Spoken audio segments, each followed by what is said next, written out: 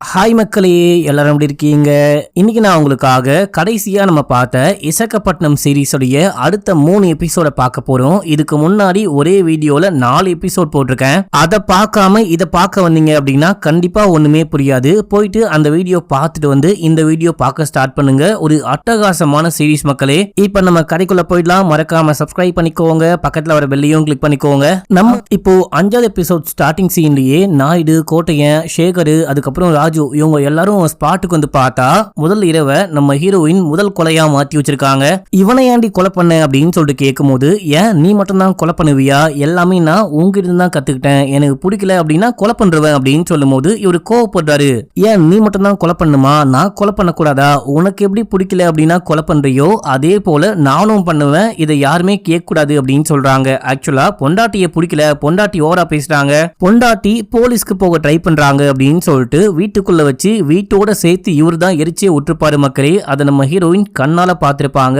அதை தான் குத்தி காமிக்கிற மாதிரி பேசிட்டு இருக்காங்க. இப்ப அப்படியே எங்க சீன் கட்டாது. நாயுடைய மாப்பிள்ளையே கொலை பண்ணிட்டாங்க அப்படின்னு சொல்லிட்டு ஊர் முழுக்க கடையடைப்பு பந்துல இருக்கு. அந்த டைம்ல ஆட்டோக்காரு தம்பியை கூப்பிட்டு ஹாஸ்பிட்டலுக்கு போக இந்த கவுன்சிலருடைய ஆட்கள்லாம் சேர்ந்துட்டு இன்னைக்கு பந்து, உன்னை யார் இந்த பக்கம் வண்டியை ஓட்டிட்டு வர சொன்னா அப்படின்னு சொல்லிட்டு கேட்டு பிரச்சனை பண்ண வரும்போது அப்போ கரெக்டா அந்த போலீஸ் வராரு. யோ இன்னைக்கு பந்துல உன்னை யாரு ஆட்டோ ஓட்ட சொன்னா அப்படின்னு சொல்லிட்டு கேட்கும் போது பின்னாடி ஆட்டோக்காருடைய மனைவி உட்கார்ந்துகிட்டு இருக்காங்க. இந்த மாதிரி இந்த பையனுக்கு உடம்பு சரியில்லை, ஹாஸ்பிட்டலுக்கு தான் போயிட்டு இருக்கோம் அப்படின்னும் போது சரி ஓகே நீங்க போங்க அப்படின்னு சொல்லிட்டு அனுப்பிச்சு விட்டாரு. அடுத்து போலீஸ் ஸ்டேஷன்ல காமிக்கிறாங்க. நம்ம ராஜு இருக்கா இல்லையா, இவனை கைது பண்ணி விசாரிச்சுட்டு இருக்காங்க. கண்டிப்பா நீ கொலை பண்ண வாய்ப்பே கிடையாது, யாரு கொலை பண்ணா உண்மையை சொல்லு, உண்மையை சொல்லு அப்படின்னு சொல்லிட்டு கேட்கும் போது இவன் எதுவுமே பேசாம அமைதியா படுக்கிறான். ஆக்சுவலா என்ன விஷயமா இருக்கும் அப்படின்னா, நான் இது கோவப்பட்டுக்கிட்டு இருக்கும் போது சரி ஓகே ஏதோ இறந்து போயிட்டான், நம்ம ஏதாவது பண்ணி நம்ம ஆளுங்கள்ல ஒருத்தனை போயிட்டு சரண்டராக சொல்லலாம், கொலை பண்ணிட்டேன் அப்படின்னு சொல்லிட்டு அவனை ஒத்துக்க சொல்லலாம் அப்படின்னு போது, ஐயோ இந்த நாய் சாதாரணமா இறந்து போயிருந்தா ஒன்னும் பிரச்சனையே கிடையாது, நாயுடைய மாப்பிள்ளையா மாறி இருக்கான், நாயுடைய மாப்பிள்ளையவே யாரோ கொலை பண்ணிட்டாங்க அப்படின்னும் போது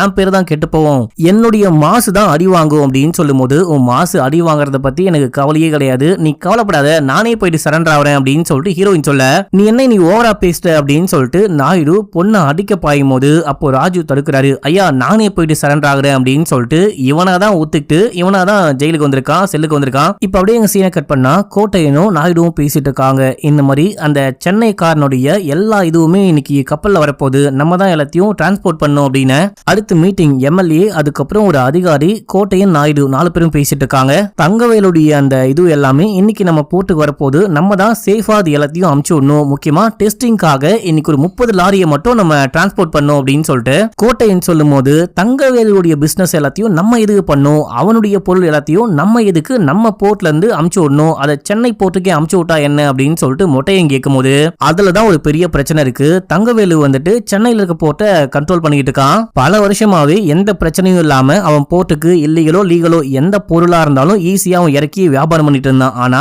கொஞ்ச நாளாவே மத்த 2 நாடுகளும் இவன் என்ன பண்ணிக்கிட்டு இருக்கான், இவன் இல்லீகலான சரக்கை இறக்குறானா ஏத்துறானா அப்படின்னு சொல்லிட்டு சைனா இல்ல ஸ்ரீலங்கா இந்த மாதிரிலாம் மென்ஷன் பண்ணல, பக்கத்து நாடுகள் கண்காணிக்கிறாங்க அப்படின்னு சொல்றாரு. அதனாலதான் நம்ம போர்ட்டுக்கு சரக்குலாம் வரப்போது நம்ம தான் பத்திரமா அமுச்சு வைக்கணும், முதல்ல நம்ம ஒழுங்கா அமுச்சு வைக்கிறோமா, நம்ம சேஃபா அமுச்சு வைக்கிறோமா அப்படின்றதுக்காக ஒரு 30 லாரியை மட்டும் இன்னைக்கு அமுச்சு விடணும் அப்படின்னு சரி பார்த்து பண்ணிக்கலாம் அப்படின்னு சொல்லிட்டு மீட்டிங்கை முடிக்கிறாங்க. அடுத்து ஹீரோயினை காமிக்கிறாங்க. சேகர் வந்துட்டு எனக்கே ரொம்ப கஷ்டமா இருக்கு, நீ தாங்க முடியாத வழியில் இருப்ப அப்படின்னு சொல்லிட்டு எனக்கு நல்லாவே புரியுது, ஃபீல் பண்ணாத பாத்துக்கலாம் அப்படின்னும் போது அதெல்லாம் பெரிய விஷயமே கிடையாது, அதை நான் பாத்துக்கிறேன், நான் சொன்ன விஷயம் என்னாச்சு அப்படின்னு சொல்லிட்டு கேட்கும் போது அந்த என்ஜிஓ விஷயம் தானே, என்ஜிஓ எந்த லேண்ட்ல இருக்கோ அந்த லேண்ட்ல வந்துட்டு ஒரு பெரிய ப்ராப்ளம் இருக்கு, அந்த லேண்டு ராம்மோகன் ராவ் அப்படின்னு சொல்லிட்டு அவருடைய அப்பாக்கு தான் சொந்தம் அப்படின்னு சொல்லிட்டு அவரு கோர்ட்ல கேஸ் போட்டிருக்காராம். அதே சக்கரபாணி அந்த அப்பா தான் எங்களுக்கு நன்கொடையா கொடுத்துட்டாரு, எங்களுக்கு வந்துட்டு டொனேட் பண்ணிட்டாரு அப்படின்னு சொல்லிட்டு அந்த கேஸ் 10 வருஷமா இழுத்துக்கிட்டு இருக்கு. இந்த ராம்மோகன் ராவ் நமக்கு நல்லா தெரிஞ்சவரு, கூப்பிட்டு பேசினா கண்டிப்பா நமக்காக அந்த லேண்டை விட்டு கொடுக்க கூட வாய்ப்பு இருக்கு அப்படின்னு சொல்லும் போது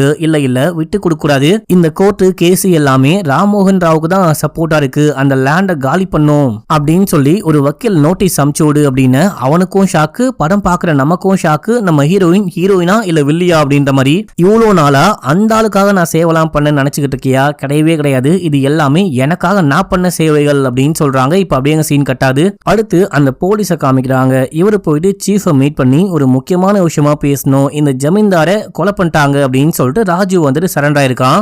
ராஜு கண்டிப்பா ஜமீன்தார சும்மா கொலை பண்ண வாய்ப்பே கிடையாது, ஏன் அப்படின்னா இது எல்லாமே நாயுடைய பிளானா இருக்குமோ அப்படின்னு சொல்லிட்டு எனக்கு ஒரு டவுட் இருக்கு. நாயுடு இது எல்லாத்துக்கும் பின்னாடி இது ஒரு பிளான் போட்டுருக்கானோ அப்படின்னு சொல்லிட்டு டவுட்டா இருக்கு. ஏன் அப்படின்னா இந்த ஜமீன்தார் இருக்காரு இல்லையா, ஜமீன்தாரு நாயுடுக்கு எதிராக வேலை செய்ய ஆரம்பிச்சாரு. அந்த டைம்ல தன்னுடைய வீட்டுக்கு கூப்பிட்டு உட்கார வச்சு பேசி தன்னுடைய பொண்ணையே நீ கல்யாணம் பண்ணிக்கோ அப்படின்னு சொல்லிட்டு கல்யாணமும் பண்ணி வச்சு, ஆனா ஃபர்ஸ்ட் நைட்டுக்கு முன்னாடியே அவரை கொலை பண்ணிட்டாங்க அப்படின்னா கண்டிப்பா ஏதோ சம்திங் ராங்கா இருக்கு. நம்ம கொஞ்சம் டீடைலா விசாரிக்கணும், இந்த நாயுடு சம்பந்தப்பட்ட எல்லாரையும் விசாரிக்கணும், அதுக்கு பெர்மிஷன் வேணும் அப்படின்னு சொல்லிட்டு கேட்கும்போது சும்மாலாம் எல்லார் மேலேயும் அலிகேஷன் வச்சு யாரையும் விசாரிக்க முடியாது. ஏன்னா இந்த நாயுடு இந்த ஊருடைய மிகப்பெரிய பிசினஸ் மேனு, அவரை சாதாரணமா விசாரிக்க முடியாது. ஏதாவது ஒரு பக்கமான எவிடன்ஸ் இருந்தா கொண்டு வா அப்படின்னு சொல்லிட்டு அனுப்பிச்சு விட்டாரு. அடுத்து ஜெயிலுக்குள்ள ராஜுவை காமிக்கிறாங்க. ராஜு சாப்பிட்டுக்கிட்டு இருக்கும் போது அங்க அந்த பர்மாக்கார் வராரு. இங்க பாரு, என்னுடைய ஆட்கள் தான் போர்ட்ல லாரி தொழில் அப்படின்னு சொல்லிட்டு எல்லா இடங்களையும் ஒர்க் பண்ணிட்டு இருக்காங்க. நான் என்ன சொன்னாலும் கண்டிப்பா அவங்க கேட்பாங்க. நீயும் நானும் ஒன்னா சேர்ந்துட்டோம் அப்படின்னா கண்டிப்பா இந்த மொத்த போர்ட்டையும் நம்ம கட்டுப்பாட்டுக்குள்ள கொண்டு வரலாம், நாயுடுவை வின் பண்ணலாம் அப்படின்னும் போது, நீ என்னதான் தலைகீழா நின்று சரக்கடிச்சாலும் கண்டிப்பா நாயுடுவை உன்னால வின் பண்ணவே முடியாது அப்படின்னு சொல்லிட்டு இவங்க வந்து கிளம்பிட்டான். அடுத்து நம்ம ஹீரோயின் போயிட்டு சக்கரபாணியை மீட் பண்றாங்க. கூடவே ஷேகர் இருக்கான். ஏதோ பிரச்சனைன்னு சொன்னீங்களே, என்ன பிரச்சனை அப்படின்னு சொல்லிட்டு கேட்கும்போது, கடந்த 10 வருஷமாவே இந்த என்ஜிஓடைய லேண்ட் வந்துட்டு கோர்ட்டு கேஸ்ல இருக்கு. இப்ப கோர்ட்டு கேஸ் நம்மளுடைய ஆப்போசிட் பார்ட்டிக்கு திரும்பிடுமோ அப்படின்னு சொல்லிட்டு பயமா இருக்கு. நீங்க எப்படியாச்சும் உங்க அப்பா கிட்ட பேசி இந்த என்ஜிஓ இந்த லேண்ட் எல்லாமே என்னுடைய பேருக்கே மாத்தணும், இந்த கோர்ட்டு கேஸ டிஸ்மிஸ் பண்ற மாதிரி ஏதாவது பண்ணுமா அப்படின்னும் போது, அதுக்கு ஷேகர் சொல்றான், இல்ல நீ இந்த என்ஜிஓல ஒர்க் பண்றதோ இல்ல ஹெல்ப் பண்றதோ அப்பாக்கு சுத்தமா பிடிக்கல, கண்டிப்பா ஹெல்ப் பண்ண மாட்டாரு அப்படின்னு. ஷேகர் யாராவது இந்த மாதிரி உதவி கேட்டு வராங்க அப்படின்னா அவங்களுக்கு முன்னாடியே இந்த மாதிரி நெகட்டிவா பேசக்கூடாது. இங்க பாருங்க சக்கரபாணி சார், இந்த என்ஜிஓக்கு நானே லீகல் பார்ட்னரா மாறுறேன். இந்த என்ஜிஓக்கு என்னுடைய அம்மாவுடைய பேரையே வைக்கலாம். அதுக்கப்புறமா எவன் இந்த என்ஜிஓ மேல கை வைக்கிறான்னு பாத்துக்கலாம். எவன் கை வச்சாலும் அதுக்கப்புறம் கண்டிப்பா நான் சும்மா விட மாட்டேன் அப்படின்னு சொல்ல, இதை கேட்டு சக்கரபாணி ஆடி போயிட்டாரு. நான் சொல்லாத விஷயம், நான் கேட்காத விஷயம்லாம் இந்த மாதிரி சொல்றாங்களே அப்படின்னு சொல்லிட்டு ஒரு மாதிரி அமைதியா போயிட்டாரு. இப்ப அப்படியே எங்க சீனை கட் பண்ணி ஜெயில காமிக்கிறாங்க. கோட்டையன் ராஜுவை பார்க்க ஜெயிலுக்கு வந்திருக்காரு. என்னப்பா எல்லாமே ஓகேவா அப்படின்னு சொல்லிட்டு கேட்கும்போது, எப்ப எனக்கு பெயில் கிடைக்கும் அப்படின்னு சொல்லிட்டு கேட்டா கூடிய சீக்கிரமே அப்படின்னு சொல்றாரு.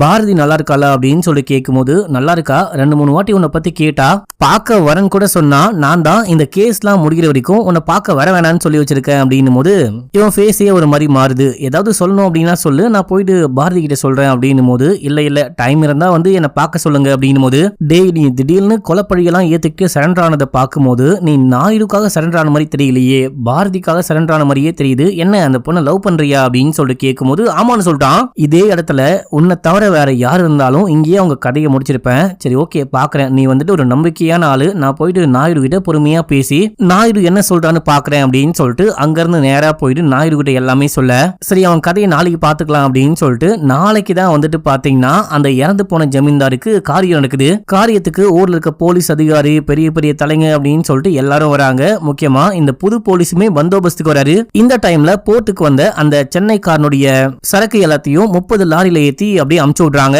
இது மட்டும் இல்லாம ஜெயில இருக்க ராஜுக்கு கேரியர்ல சாப்பாடு கொடுத்து அனுப்புறாங்க. ஒரு 4-5 பேர் சேர்ந்துட்டு அந்த கேரியரை கொண்டு வர அங்க இருக்க போலீஸ் பார்த்துட்டு, டேய் தம்பி கொஞ்சம் உஷாராடு அப்படின்னு சொல்லிட்டு போறாரு. அந்த கேரியர்ல சாப்பாடு கொண்டு வந்தாங்க இல்லையா, அந்த சாப்பாடு டிஃபன் பாக்ஸ் முழுக்க கத்தி கடபாரியா இருக்கு. அந்த ஆயுதங்களை யூஸ் பண்ணி இந்த ராஜுவை அட்டாக் பண்ண பார்க்கும்போது ராஜு அங்க இங்கன்னு ஓடுறான், சண்டை போடுறான். ஆனா என்னதான் சண்டை போட்டாலும் ஒரு 4-5 பேர் வந்திருக்காங்க, 4-5 பேரை சமாளிக்க முடியல. செமையா கத்தி குத்து வாங்கிட்டு அங்க இருந்து ஓடுறான். அங்க இருக்கிற எல்லாரும் சேர்ந்துட்டு துரத்திக்கிட்டு வந்து இவனை கொலை பண்ண பார்க்கும்போது அப்போ கரெக்டா அங்க பர்மாக்காரு ஆட்களோட வந்து நம்ம ராஜுவை காப்பாத்துறாரு. ராஜு ஒரு மாதிரி பயங்கரமா யோசிச்சுட்டு உட்கார்ந்துகிட்டு இருக்காரு. என்ன யாரு கொலை பண்ண ட்ரை பண்றாங்க அப்படின்னு சொல்லிட்டு யோசிக்கும் போது, ரொம்ப யோசிக்காத, கண்டிப்பா நாயுடு தான் ஆளமிச்சு விட்டுருப்பான். நீ அந்த பொண்ணை நம்பிக்கிட்டு இருக்க, பொண்ணுக்காக தான் இந்த சரண்டராய் வந்த அப்படின்னு சொல்லிட்டு எல்லாமே எனக்கு நல்லாவே தெரியும். எனக்கு என்னமோ நாயுடுடைய பொண்ணும் சேர்ந்து தான் எல்லாமே பண்றாங்களோன்னு தோணிட்டு இருக்கு. இப்ப கூட ஒண்ணும் கிடையாது, நீயும் நானும் ஒன்னா சேர்ந்தோம் அப்படின்னா நாயுடுவை கண்டிப்பா எதிர்க்க முடியும், ஒரு பெரிய சக்தியா எதிர்க்க முடியும் அப்படின்னு சொல்றாரு. அடுத்து நம்ம ஹீரோயினை காமிக்கிறாங்க. நம்ம ஹீரோயின் அந்த என்ஜிஓக்கு போயிட்டு பேசிட்டு இருக்கும் போது அப்போ வந்துட்டு ராஜுடைய தம்பி அங்க வரான். என்ன காரியம் இப்படி பண்ணி வச்சிருக்க, உன்னுடைய அப்பா ஆட்களை அமுச்சு விட்டு ஜெயிலுக்குள்ளேயே என்னுடைய அண்ணனை கொலை பண்ண பார்த்திருக்கான் அப்படின்னு சொல்லும் போது, டேய் எங்க வந்து யாருகிட்ட சமசத்தமா பேசிக்கிட்டு இருக்க, இங்கிருந்து வெளியே போடா அப்படின்னு சொல்லிட்டு சக்கரபாணி கத்தும் போது அவருடைய கழுத்திலேயே கத்திய வைக்கிறான். டே பைத்தியக்காரா, அவ்வளவு பெரிய மனுஷன், அவரை கொலை பண்ண பாக்குறியா, அவரையே மிரட்டுறியா அப்படின்னு சொல்லிட்டு ஹீரோயின் தனியா கூட்டிட்டு போயிட்டு உனக்கு என்னதாண்டா வேணும் அப்படின்னு சொல்லிட்டு கேட்கும்போது, உன்னுடைய அப்ப ஜெயிலுக்குள்ளேயே வச்சு என்னுடைய அண்ணனுடைய கதையை முடிக்க பார்த்தான், அது உனக்கு தெரியுமா அப்படின்னு சொல்லிட்டு கேட்கும்போது, நல்லாவே தெரியும் அப்படின்னு சொல்ல, இது மட்டும் இல்ல உனக்காக தான் அண்ணன் ஜெயிலுக்கே போயிருக்கான் அப்படின்னு எல்லாமே எனக்கு நல்லாவே தெரியும், எதை எப்ப பண்ணும் அப்படின்னு தெரியும், நீ முதல்ல இங்கிருந்து கிளம்பு அப்படின்னு சொல்லிட்டு நேரா போயிட்டு ஜெயில ராஜுவை மீட் பண்ண. அவன் சம கோவமா இருக்கான். டேய் பைத்தியக்காரா, ஜெயிலுக்குள்ள இருக்கும் போதே நீயும் நானும் லவ் பண்றோம் அப்படின்ற விஷயத்த கோட்டையின் கிட்ட சொல்லுவியா, உனக்கு அறிவில்லையா அப்படின்னு சொல்லிட்டு கேட்கும்போது, நான் சொல்லல அப்படின்னா கூட எப்பயா இருந்தாலும் உங்களுக்கு தெரிய போகுது அப்படின்னும் போது, அதுக்காக ஜெயிலுக்குள்ள இருக்கும் போதேவா அப்படின்னு சொல்லிட்டு கேட்டவங்க, நீயும் நானும் ஒன்னா சேரணும் அப்படின்னா அந்த நாயுடுவை எப்படியாச்சும் கீழே தள்ளிட்டு நாயுடு நிலைமைக்கு நீயும் நானும் வரணும், ஏதாவது பண்ணி நம்ம மேல வரணும் அப்படின்னும் போது, என்ன பண்ணும் அப்படின்னு சொல்லிட்டு கேட்கும்போது, உள்ளுக்குள்ள இருக்கான் இல்லையா பர்மாக்காரன், அவன் கூட சேர்ந்துட்டு நீ கொஞ்சம் ஒர்க் பண்ணு, உன்னுடைய தம்பிய மார்க்கெட்டுக்குள்ள அமுச்சு விட்டு கட்டாயமா இதுக்கப்புறம் எனக்கு தான் காசு கொடுக்கணும் அப்படின்னு சொல்லிட்டு வசூல் பண்ண சொல்லு, இது கண்டிப்பா நாயுடுக்கு தெரிய வரும்போது கோவப்படுவாரு. இது மட்டும் இல்ல, உன்னை கொலை பண்றதுக்கு ஜெயிலுக்குள்ளேயே ஆள் அமுச்சு விட்டோம், உன்னை கொலை பண்ண முடியல, உன்னை ஒண்ணுமே பண்ண முடியல அப்படின்னும் போது அவரும் நடுநடுங்கி போயிடுவாரு. கொஞ்சம் கொஞ்சமா அவருடைய பிளேஸுக்கு நம்ம எப்படியாச்சும் வர ட்ரை பண்ணோம், நம்ம அந்த நிலைமைக்கு வந்தா மட்டும்தான் நீயும் நானும் ஒன்னா சேர முடியும் அப்படின்னு சொல்லிட்டு, லவ் யூ, நான் கூடிய சீக்கிரமே உன்னை வெளியே கொண்டு வரேன் அப்படின்னு சொல்லிட்டு போறாங்க. இப்ப அப்படியே சீன் கட்டாது நம்ம ராஜுவோடைய தம்பியை காமிக்கிறாங்க. இவன் மார்க்கெட்டுக்கு போயிட்டு மைக்ல பேசிட்டான், இதுக்கப்புறம் நீங்க யாரும் நாயுடுக்கு பயப்படணும், நாயுடுக்கு மாமூல் கொடுக்கணும் அப்படின்ற அவசியம் கிடையாது, இதுக்கப்புறம் என்னுடைய அண்ணனுக்கு தான் நீங்க மாமூல் கொடுக்க போறீங்க அப்படின்னு சொல்லிட்டு இவன் பாட்னு போயிட்டு வசூல் பண்றான். அங்க இருக்கிறவங்களும் வேற வழி இல்லாம பயந்துட்டு காசை கொடுக்கும் போது அங்க ஆட்டோக்காரர் உட்கார்ந்துட்டு இருக்காரு. அவர்கிட்ட போயிட்டு காசை கொடு அப்படின்னு சொல்லிட்டு கேட்டா, இப்போ காசு இல்ல, ஆட்டோவும் ஓடல, ஒரு 2 நாள்ல தரேன் அப்படின்னு சொல்றாரு. இல்ல உடனே கொடுத்தே ஆகணும் அப்படின்னு சொல்லிட்டு மிரட்ட, சட்டையெல்லாம் புடிச்சு இழுத்து ரவுடித்தனத்தை காமிக்கும் போது அந்த மனுஷன் கடுப்பாயிட்டாரு. போட்டு போலன்னு போலகிறாரு, சமயம் அடிச்சு அங்க பெட்ரோல் கேன்லாம் இருக்கும் அது மேல தள்ளி விட்டு கொளுத்தி விட்டாரு. அவன் அப்படியே பத்திட்டு எரியறான், பயங்கரமா அப்படியே உடம்பெல்லாம் எரியுது. இதோட நமக்கு 5வது எபிசோட் முடியுது. இப்போ 6வது எபிசோடைய ஸ்டார்டிங் சீன்லயே அந்த ஆட்டோக்கார காமிக்கிறாங்க. ஆட்டோக்காரு வீட்டுல உட்காந்து சாப்பிட்டுக்கிட்டு இருக்க, அநியாயமா ஒரு மனுஷனை எரிச்சு கொலை பண்ண உனக்கு எப்படியா மனசு வந்துச்சு அப்படின்னு சொல்லிட்டு பொண்டாட்டி திட்டிட்டு இருக்காங்க. ஆனா ஆக்சுவலா ராஜுடைய தம்பி சாகல மக்களே, உடம்புழுக்க தீக்காயத்தோட ஹாஸ்பிடல்ல இருக்கான். நல்ல வேலை சாகல, ஆனா சரியான தீக்காயம் பட்டுக்கு. அங்க ஹீரோயினும் இருக்காங்க.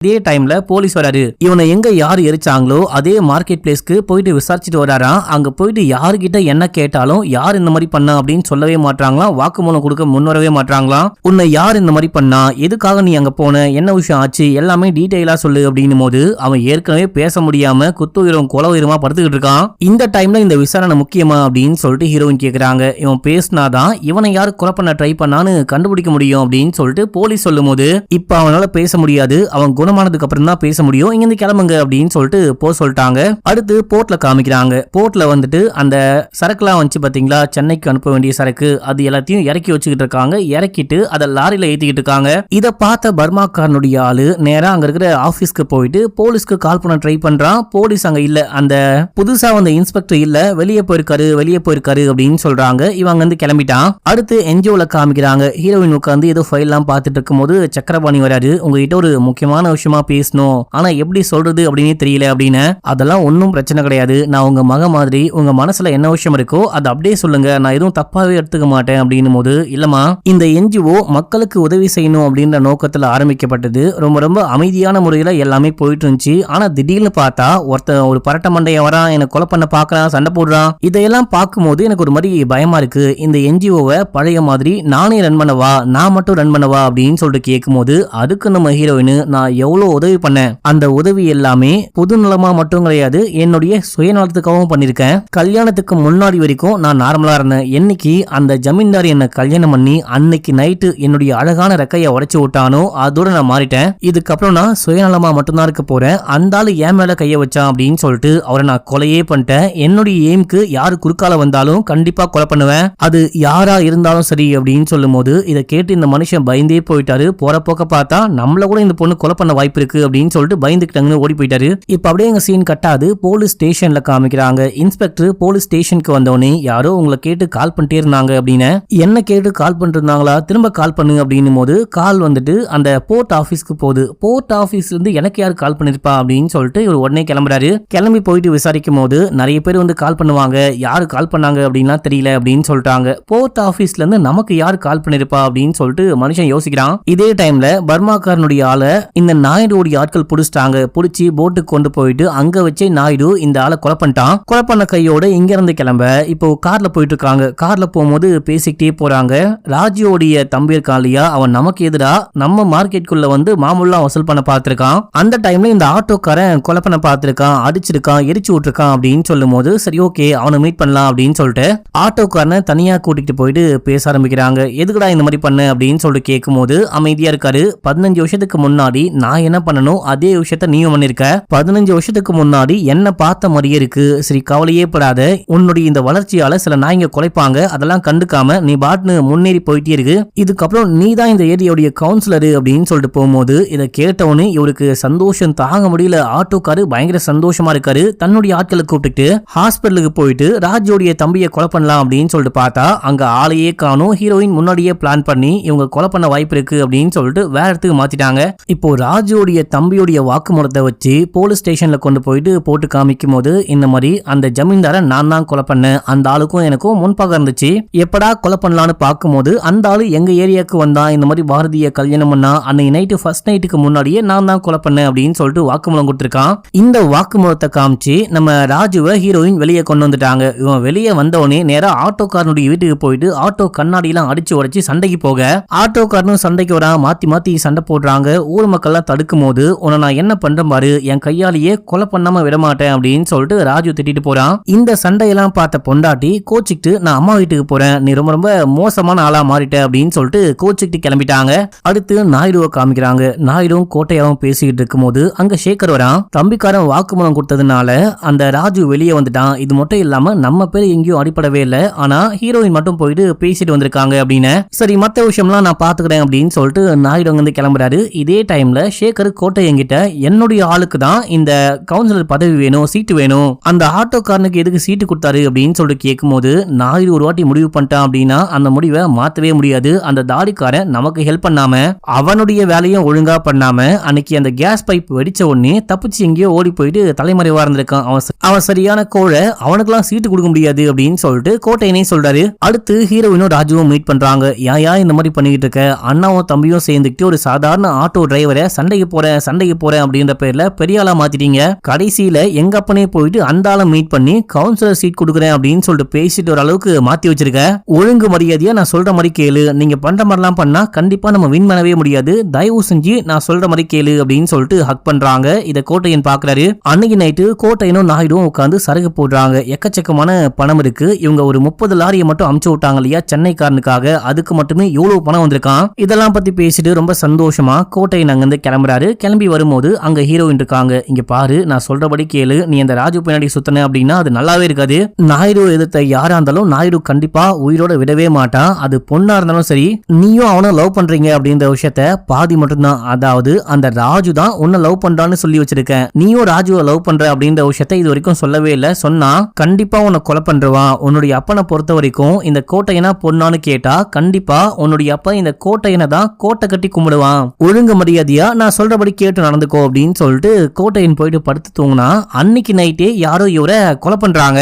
இதோட 6வது எபிசோட் முடியுது. இப்போ 7வது எபிசோடைய ஸ்டார்டிங் சீன்லயே டெட் பாடியை போட்டு எல்லாரும் உட்கார்ந்துகிட்டு இருக்காங்க.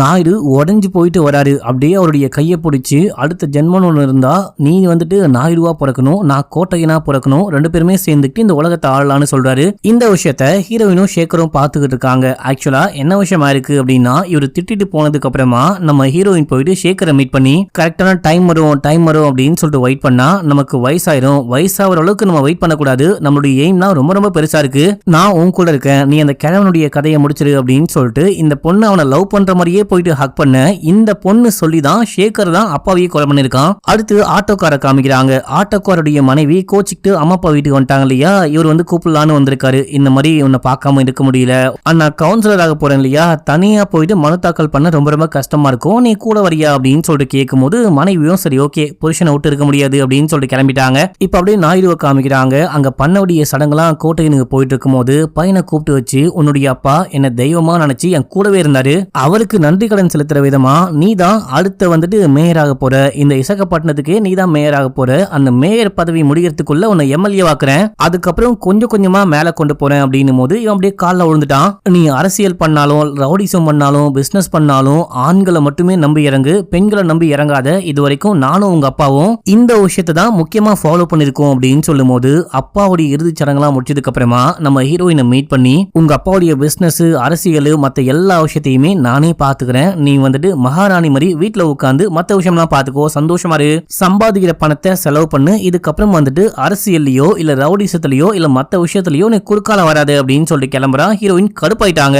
இவனை மேல கொண்டு வரலான்னு பார்த்தா இவன் நம்மள கீழே கொண்டு போறானே அப்படின்னு சொல்லிட்டு வெறியாவது. அடுத்து நம்ம ஹீரோயினும் ராஜுவும் பேசிக்கிட்டு இருக்காங்க. எங்க அப்பாவை கொஞ்சம் கொஞ்சமா நம்ம ஆடி போக வைக்கணும், முதல் வேலையா அந்த கோட்டையன் இறந்து போயிட்டாரு, ரெண்டாவது வேலையா அப்பா வந்துட்டு போர்ட் தான் கண்ட்ரோல் பண்ணிட்டு இருக்காரு, இந்த டிரான்ஸ்போர்ட் எல்லாத்தையும் அந்த மோட்டார் இருக்காரு இல்லையா அந்த எம்எல்ஏ தான் பாத்துக்கிட்டு இருக்காரு, அவர்கிட்ட போயிட்டு நீ லாரியை கொண்டு வர போற, நீ இதுக்கப்புறமா டிரான்ஸ்போர்ட் பண்ண போற அப்படின்னு சொல்ல அவங்க என்ன சொல்றாங்கன்னு பார்க்கலாம். அவங்க ஒருவேளை ஒத்துக்கிட்டாங்க அப்படின்னா நம்ம இந்த வேலையை ஸ்டார்ட் பண்ணலாம், ஒத்துக்கல அப்படின்னா அவங்கள மிரட்டலாம் இல்ல வேற ஏதாவது விஷயம் பண்ணலாம் அப்படின்னு சொல்றாங்க. அதனால ராஜு போயிட்டு மொட்டையனை பார்த்து இதுக்கப்புறமா இந்த டிரான்ஸ்போர்ட்லாம் நான் தான் பண்ண போறேன், நாயுடு வந்துட்டு இந்த இதுவெல்லாம் கொண்டு வந்தா கூட சரக்குலாம் கொண்டு வந்தா கூட டிரான்ஸ்போர்ட் நான் தான் பண்ண போறேன் அப்படின்னு. இங்க பாரு, உன்னை இது வரைக்கும் நாயுடு விட்டு வச்சிருக்கதே பெரிய விஷயம், ஒழுங்கா போயிட்டு அவர் காலில் விழுந்து மன்னிப்பு கேளு, இல்லனா கூடிய சீக்கிரமே கொலை பண்ணுவாரு அப்படின் போது யோ நான் என்ன பேசிட்டு இருக்கேன், நீ என்ன பேசிட்டு இருக்க, என்னையும் மீறி நீ வந்துட்டு டிரான்ஸ்போர்ட் பண்ண போற அப்படின்னா கண்டிப்பா ஒரு சரக்கு கூட வெளியே போகாது அப்படின்னு சொல்லிட்டு மிரட்டிட்டு போறான். அடுத்து இந்த கவுன்சிலர்களுக்கெல்லாம் ஒரு கூட்டம் மாதிரி, யாரு கவுன்சிலர் ஆக போறா, யாருக்கு சீட்டு அப்படின்னு சொல்லிட்டு ஒரு ஃபைனல் கூட்டம் மாதிரி நடக்குது. அந்த கூட்டத்துக்கு ஆட்டோக்காரன் பொண்டாட்டி தம்பியோட போக இவனுக்கு சீட்டு கொடுக்காம வழக்கம் போல அந்த தாடிக்காரனுக்கே கொடுக்குறாங்க. ஆக்சுவலா ஷேகர் தான் வந்துட்டு இந்த லிஸ்ட்ல பேரை மாத்திருப்பான். டே புது சொக்கா போட்டாலாம் கவுன்சிலர் ஆக முடியாது, ஒழுங்கா போயிட்டு ஆட்டோ ஓட்டுற வேலையை பாரு அப்படின்னு சொல்லிட்டு தாடிக்காரன் கலாச்சு விட்டு அங்கிருந்து கிளம்ப மனைவியும் தம்பியும் கூட கோச்சுக்கிட்டு அங்கிருந்து போயிட்டாங்க. இப்போ ஆட்டோக்காரன் போயிட்டு செமையா குடிக்கிறான். குடிச்சிட்டு நேரா நாயுடைய வீட்டுக்கு போயிட்டு பிரச்சனை பண்ணலான்னு பார்க்கும்போது ஷேகர் வந்து ஆட்களை கூப்பிட்டு இவனை வெளியே தள்ளுங்கடா அப்படின்னு சொல்லிட்டு தள்ளி விட்டாங்க. இங்க இருந்து போறதுக்கு முன்னாடி அங்க நாயுடைய கட் அவுட் இருக்கும், அந்த கட் அவுட்டையே உடச்சு விட்டு போயிட்டான். இதே டைம்ல ஆட்டோக்காரனுடைய வீட்டுல காமிக்கிறாங்க. வீட்டுக்குள்ள மனைவி தூங்கிட்டு இருக்கும் போது வீட்டையே யாரோ கொளுத்தி விட்டாங்க. கொளுத்தி விட்டது மட்டும் இல்லாம தம்பியுடைய மண்டையிலேயே ஓங்கி ஒரே போடு, தம்பி மயக்கமாயிட்டான். இப்ப அப்படியே நாயுடுவை காமிக்கிறாங்க. நாயுடு காலை தூங்கி ஏஞ்சி வந்து பார்க்கும்போது அந்த கட் அவுட்ல கை உடஞ்சு போயிருக்கு. யாரா இந்த விஷயத்த பண்ண அப்படின்னு சொல்லிட்டு அதை கேட்டு வந்துட்டு இருக்காரு. இது மட்டும் இல்லாம இந்த போலீஸ் இருக்காரு பாத்தீங்களா, இவருக்கு எப்படியோ இந்த லாரி எல்லாம் எந்த பக்கம் போகுது அப்படின்னு சொல்லிட்டு தகவல் கிடைச்சி ஒரு ஸ்பாட்ல போயிட்டு வெயிட் பண்ணிட்டு இருக்கும் போது 3 லாரி வருது, 3 லாரியும் புடிச்சிட்டாரு. அந்த பக்கம் ஆட்டோக்காரனு காட்டுறாங்க. இவன் குடிலாம் தெளிஞ்சு காலையில வீட்டுக்கு வந்து பார்க்கும்போது வீடே எரிஞ்சு போயிருக்கு. அக்கம் பக்கத்தை சேர்ந்தவங்க அந்த வீட்டை வந்துட்டு அணைச்சி ஆட்டோக்காரருடைய மனைவியை காப்பாத்திருக்காங்க. ஆனா யாரோ தம்பியுடைய மண்டையிலேயே அடிச்சாங்க பாத்தீங்களா, அந்த அடியில அந்த பையன் செத்தே போயிட்டு இருக்கான். இதை வந்துட்டு பார்த்து ஆட்டோக்காரன் உடஞ்சு போயிட்டு உட்காரும் போது மனைவி தலையில தண்ணி ஊத்தி எங்கயா போன, உன் தம்பி இறந்து போயிட்டான், சின்னாவை கொலை பண்ணிட்டாங்க அப்படின்னு சொல்லிட்டு சமயம் அழுவ இவனும் உடஞ்சு போயிட்டு சமயம் அழுகுறான். அப்போ மனைவி என்ன சொல்றாங்க அப்படின்னா, அநியாயமா தம்பியை கொலை பண்ணிட்டாங்க, இதுக்கு முன்னாடி சும்மா ஒருத்தன் அடிக்க வந்தான் அப்படின்னு அவனை கொளுத்துன, உன் தம்பியவே ஒருத்தன் கொலை பண்ணிருக்கான் அப்படின்னா அவனை உயிரோடவே விடக்கூடாது, அவனை போயிட்டு பழிவாங்கு, அவனை போயிட்டு கொலை பண்ணிட்டு அந்த ரத்தத்தை கழுவி விட்டு வாடா அப்படின்னு சொல்லிட்டு இவங்களே ஏத்தி விட்டு அமுச்சு விடுறாங்க. இந்த பக்கம் நாயுடுவை காமிக்கிறாங்க. நாயுடுக்கு இந்த லாரி எல்லாம் புடிச்சிட்டாங்க, புதுசா வந்த போலீஸ் புடிச்சிட்டாரு அப்படின்னு சொல்லிட்டு தகவல் கிடைக்குது. ஆனா 3 லாரி தான் புடிச்சு வச்சிருக்காரு. மொத்தமா 30 லாரி வேற வேற இடத்துல இருந்து கிளம்பி போயிருக்கும். அதுல 27 லாரி எங்க போச்சு அப்படின்னே தெரியல. அடுத்து போட்ல வச்சு அந்த மொட்டையனை பிடிக்கிறாரு. இந்த ஆள் தான் எம்எல்ஏ. அண்ட் இது மட்டும் இல்லாம டிரான்ஸ்போர்ட்டை இவர் தான் கவனிச்சுக்கிறாரு. அந்த 27 லாரி எங்கேயா போச்சு அப்படின்னு சொல்லிட்டு கேட்கும்போது, நான் ஒண்ணுமே பண்ணல, நான் கமிஷனருக்கு ஆசைப்பட்டு இந்த மாதிரி கேவலமான வேலையெல்லாம் பார்க்க மாட்டேன், நீ எனக்கு காசுலாம் கரெக்டா தான் கொடுத்துக்கிட்டு இருக்க, எனக்கு தெரியவே தெரியாது அந்த 27 லாரி எங்க போச்சு அப்படின்னு தெரியல அப்படின்னு பொய் சொல்லாம உண்மையை சொல்லு அப்படின்னும் போது, நீ முதல்ல பிசினஸ பாக்கிறதுக்கு முன்னாடி வீட்டுல இருக்க பொம்பளைய அடக்கி வைக்க கத்துக்கோ, உன்னுடைய மக அந்த ராஜு கூட சுத்திக்கிட்டு இருக்கா, அது மட்டும் இல்லாம அந்த ராஜு வந்துட்டு என்கிட்டயே வந்துட்டு நான் இந்த டிரான்ஸ்போர்ட்லாம் பாத்துக்க போறேன் அப்படின்னு சொல்லிட்டு பேசிட்டு போறான். முடிஞ்சா உன் மகளை அடக்கி வைக்க ட்ரை பண்ணு, இல்லனா உன் மகனுடைய வளையல வாங்கி நீயே போட்டுக்கோ அப்படின்னும் போது நாயுடுக்கு சரியான கடுப்பு. கத்தியால வயிற்றுல குத்திட்டு அங்க இருந்து கிளம்ப அப்போ கூடவே ஒருத்தன் அல்ல கை மாதிரி சுத்திட்டு இருப்பான் ஒரு தாடிக்காரன்.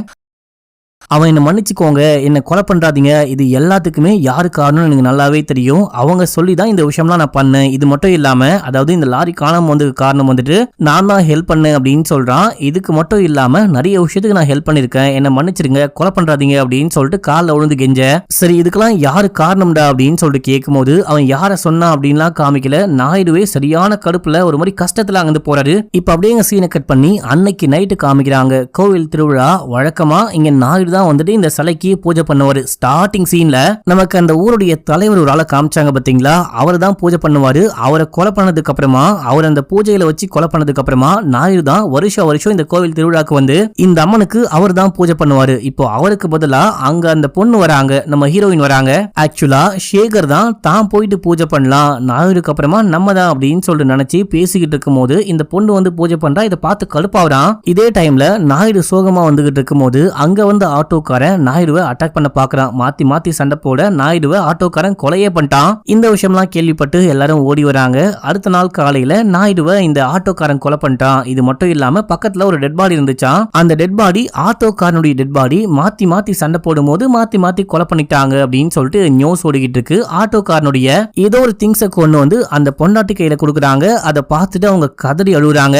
அடுத்து நாயுடுடைய டெட் பாடியை போட்டு எல்லாரும் அழுதுகிட்டு இருக்கும் போது அங்க அந்த சென்னைக்காரனும் அவனுடைய ஆளும் வராங்க. வந்து மரியாதை பண்ணிட்டு அப்படியே ஹீரோயின் கிட்ட வந்து பேசிட்டு இருக்கும் போது ஆக்சுவலா 27 லாரி காணாம போச்சு. இந்த 27 லாரி எங்க போச்சு, என்ன ஆச்சு அப்படின்னே தெரியல. இந்த லாரி காணாம போனதுனால சேட்டு கண்டிப்பா எங்களை கொலை பண்ண வாய்ப்பு இருக்கு, எங்களையே கொன்னு புதைக்க வாய்ப்பு இருக்கு அப்படின்னு சொல்லிட்டு இந்த கூட வந்த அல்லக்கை பேசிட்டு இருக்கும் போது அப்போ போன் ரிங் அடிக்குது. நம்ம ஹீரோயின் சொல்றாங்க அந்த போன் எடுத்து பேசுங்க அப்படின்னு சொல்லிட்டு இந்த சென்னைக்காரன் நான் பேசவான்னு கேட்டு அவன் எடுத்து பேசும்போது இவ்வளவு நேரம் அந்த சேட்டை பார்த்து பயந்துட்டு இருந்தாங்க இல்லையா, அந்த சேட்டு தான் கால் பண்றாரு. பாரதி சேஃபா அந்த எல்லாத்தையும் கொண்டு ஒப்படைச்சிட்டா, பாரதிக்கு நான் தேங்க் பண்ணேன் அப்படின்னு சொல்லுங்க, அண்ட் எக்ஸ்ட்ரா கூட நீங்க வந்துட்டு ஷேரை கொடுங்க அப்படின்னு சொல்லிட்டு போனை கட் பண்ண. இந்த 27 லாரிய ஆட்டையை போட்டு கொண்டு போனது யாரு அப்படின்னு சொல்லிட்டு பார்த்தா ராஜு தான். ராஜுக்கு இந்த விஷயத்தை யாரு பண்ண சொன்னா அப்படின்னு சொல்லிட்டு பார்த்தா பாரதி தான். நீங்க தான் கொண்டு போயிட்டு சேர்த்தீங்களா, ரொம்ப நன்றி அப்படின்னு சொல்லிட்டு சென்னைக்காரன் அப்படியே புகழ்ந்து பேசிட்டு இருக்கும் போது சேகர் வந்துட்டு தாடிக்காரன் தோண்டி விடுறான். தாடிக்காரன் என்ன பண்றான் அப்படின்னா நமக்கு வழிகாட்டியா இருந்த கோட்டையனும் இறந்து போயிட்டாரு, நாயுடுவும் இறந்து போயிட்டாரு, நாயுடுடைய இடத்துக்கு இப்ப யாரு வரப்போறா, சேகர் தான் வந்தா கரெக்டா இருக்கும் அப்படின்னு போது அதுக்கு சென்னைக்காரன் பாரதி வந்தா கரெக்டா இருக்கும் அப்படின்னு சொல்றான். நாயுடு மாதிரி பாரதியால மட்டும்தான் இருக்க முடியும், வேற யாராலையும் இருக்கவே முடியாது அப்படின்னு. நாயுடுடைய இடத்துக்கு ஒரு ஆண் வந்தா தான் கரெக்டா இருக்கும், ஒரு பெண் வந்தா கரெக்டா இருக்கவே இருக்காது அப்படின்னு போது சரி ஓகே நம்ம கடைசியா மக்கள் கிட்டயே கேட்டு பார்க்கலாம் அப்படின்னு போது அங்க இருக்கிற எல்லாரும் சேர்ந்துட்டு பாரதி பாரதி அப்படின்னு சொல்றாங்க. இந்த பொண்ணு போயிட்டு கெத்தா அங்க இருக்க சேர்ல உட்காரா. இப்போ நாயுடு விட ஒருத்தன் பேசினா பாத்தீங்களா, அவன் என்ன சொன்னான் அப்படின்னு சொல்லிட்டு காமிக்கிறாங்க. கேஸ் லீக் பண்ணி விட்டு வெடிக்க வச்சது இந்த லாரி வந்துட்டு காணாம போனதுக்கு, லாரி வந்துட்டு இந்த மாதிரி கடத்திட்டு போறாங்க அப்படின்னு சொல்லிட்டு போலீஸ்க்கு கால் பண்ணி சொன்னது, இந்த மாதிரி எல்லா விஷயத்த பண்ணதுமே பாரதி அம்மா தான் அப்படின்னு சொல்லிருப்பான். பாரதி பக்காவா பிளான போட்டு அந்த என்ஜிஓல வந்திருப்பாங்க, என்ஜிஓல பார்ட்னரா மாறி இருப்பாங்க. ஜமீன்தார எதுக்கு இந்த பொண்ணு அமைதியா கல்யாணம் பண்ணிருப்பா அப்படின்னு சொல்லிட்டு பார்த்தா அப்பாவை எதிர்க்கலாம், இவன் கூட சேர்ந்துட்டு அப்பாவை எதிர்க்கலாம் அப்படின்னு சொல்லிட்டு பார்த்தா இவன் பக்கத்துல படுக்க வச்சு நம்மள வந்துட்டு அடிமையா மாத்திக்கிட்டு இருக்கானே அப்படின்னு சொல்லிட்டு அந்த ஒரு கடுப்புல தான் இந்த பொண்ணு கொலையே பண்ணிருப்பா. அண்ட் ராஜு கிட்ட போயிட்டு பேசினது, ஆட்டோக்காருடைய தம்பியை கொலை பண்ணது அப்படின்னு சொல்லிட்டு எல்லாமே இந்த பாரதியுடைய பிளான் தான் மக்களே. இப்ப அப்படியே சீன் கட்டாது கடைசியா காமிக்கிறாங்க. இந்த பாரதி சார்பா ஒரு வக்கீல் வருவார் இல்லையா, அவர் நேரா போயிட்டு இந்த ஆட்டோக்காருடைய மனைவியை மீட் பண்ணி அடுத்த எலெக்ஷன்ல நீங்க தான் கவுன்சிலர் அப்படின்னு போது உங்களை யாரு அமுச்சு விட்டா, நான் எப்படி கவுன்சிலரா நிக்க முடியும் அப்படின்னு சொல்லிட்டு கேட்கும் போது யாரு அமுச்சு விட்டா அப்படின்லாம் காட்டல, ஆனா நம்ம ஆட்டோக்காரன் சாகல அப்படின்னு சொல்லிட்டு காமிக்கிறாங்க. சண்டை போட்டான், இவன் தானே கொலை பண்ணா, இவன் எப்படி இறந்து போன அப்படின்னு சொல்லிட்டு நம்மளும் யோசிச்சோம் இல்லையா, அவன் சாகல, இந்த புது போலீஸ் தான் காப்பாத்திருக்காரு. ஆக்சுவலா இந்த புது போலீஸ் யாரு அப்படின்னு சொல்லிட்டு பார்க்கும்போது ஸ்டார்டிங் சீன்ல ஒரு தலைவரை காமிச்சாங்க பாத்தீங்களா, ஒரு நல்ல தலைவர், அந்த நல்ல தலைவருடைய பையன் தான் இந்த போலீஸ் அப்படின்னு சொல்லிட்டு காமிக்கிறாங்க. கண்டிப்பா செகண்ட் பார்ட் வரும். செகண்ட் பார்ட் இதை விட வெறித்தனமா இருக்கும்னு எதிர்பார்க்கலாம். உங்களுக்கு இந்த சீரிஸோடைய செகண்ட் பார்ட் வேணுமா, யாரெல்லாம் செகண்ட் பார்ட்டுக்கு வெயிட் பண்றீங்க அப்படின்னு சொல்லிட்டு கமெண்ட்ல சொல்லுங்க. மறக்காம சப்ஸ்கிரைபும் பண்ணிக்கோங்க. ஓகே மக்களே, பாய்.